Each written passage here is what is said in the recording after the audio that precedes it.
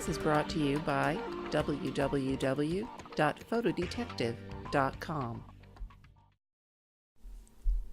You remember the drill. Ring the bell and shout, "Trick or treat!" But working with this photo is a sugary treat, and finding the clues is no scary trick. In Sandy Forrest's family photo collection, it isn't the pictures of the kids in costume that stands out. It's a curious group of portraits of adults in masquerade.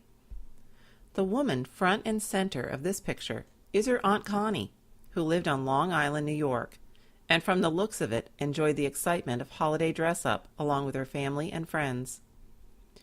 Each of Forrest's images is an example of every picture tells a story, even if you know who's who.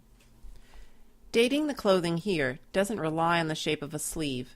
It's the subject of impersonation that helps. In the 20th century, dressing up as well-known cartoon characters and politicians soon became commonplace alongside the old standards of witches, goblins, and pirates. For instance, during the Depression, donning clothes to resemble a hobo was a popular choice. In this picture, Connie wears a buccaneer outfit complete with hat and knife. The two women on the side and the back are dressed as comedic harlequins with pom-poms and ruffled collars. Between them, a woman wears a flapper-style dress and headpiece, while the two in the center mimic a Spanish princess with fan and a well-dressed 18th century woman. Their costumes date the picture to the 1920s, when their choices were quite common. There are other clues in this picture that support this hypothesis and the date. Since I knew that commercially produced costumes weren't available until the 1930s, I looked for a sewing pattern and found a 1925 Pictorial Pattern Company sewing pattern for Connie's outfit. From her hat to her swashbuckler boot tops, it was all there. All she did was modify the pattern's skirt hem. In addition to studying the details of each photo, look at all your family photographs as a group. Connie's costume and the identical background make it obvious the images shown here are part of a set. But Forrest also has wedding and first communion photographs of family members standing in front of the same painted scene. Though the photographer's imprint doesn't appear here, the backdrop is evidence her family frequented the same photographer.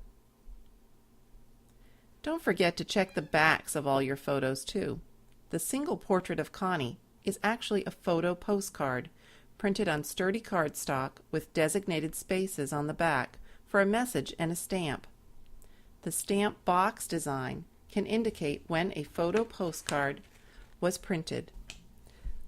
I discovered that the stamp box and message area on this particular postcard was first available in about 1910, then stopped being produced for a while, and then was reintroduced in 1926, helping date this photograph. These pictures tell the story of one evening in the life of Forrest's Aunt Connie and her friends, but it's important to set it into historical context. Private events to celebrate Halloween were all the rage in the Victorian period, but by the date of this image, cities and towns were in charge of the festivities. It's likely that this group took part in a local parade, then went to the studio to document their hard work with a sewing machine. It's even possible to expand this family history tale with a little local news by checking the local newspapers for Halloween celebrations. It's a small group of photos, but it yields a collection of family history treats and no pranks for Forrest's relatives.